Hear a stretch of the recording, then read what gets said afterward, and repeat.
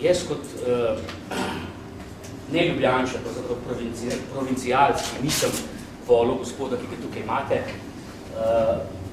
pravzaprav nekaj občudujem to logiko in ta način razmišljanja, to predstavljanje artiklov v trgovini iz police na polico in bi predlagal, da se ta zadeva ne zaustavi samo pri Šentjakobu.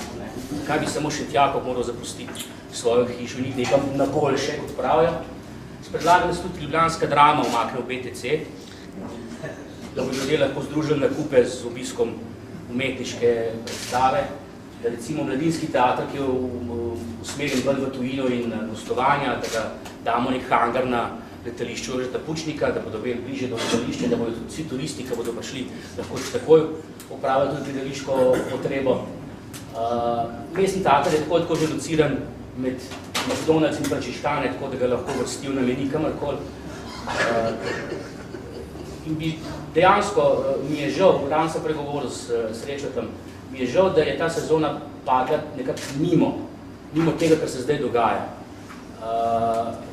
Ker bi mislil, da predvsem tem, kar se zdaj govori in kar beremo in kar, hvala Bogu jaz ne, ampak Srečo mora na sestankih prenašati, mislim, da ta sezona kliče po uprizoritvi Butalcev in vloga župana je oddana.